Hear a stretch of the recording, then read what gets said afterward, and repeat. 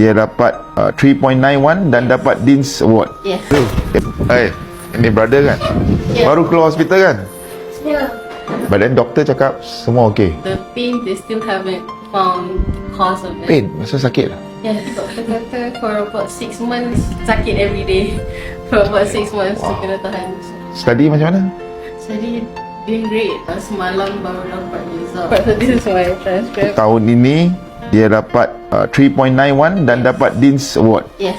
No, I'm very very proud. Sudah berapa kali Dean's? 3 kali Dean's. UM lagi. You remember 2 years ago I give you a laptop? Yes, I've been relying on that laptop. Oh, masih lagi ya? Yes.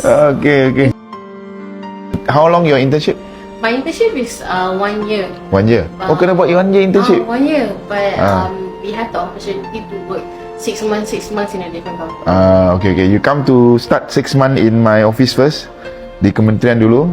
Kita akan aturkan internship. I hope Putri akan jadi satu inspirasi kepada semua anak-anak angkat saya yang lain. It means a lot for you to say that. No.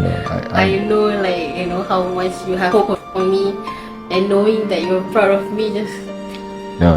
I'm very proud of you. And I hope that you will continue to stay strong. Ada apa-apa sekalipun, I'm here. Your butt tu 250 tu bulan-bulan saya cover. At least 1 year lah kita tengok macam mana. Tapi sedikit sumbangan lah 3,000.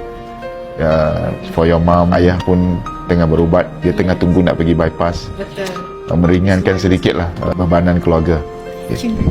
No.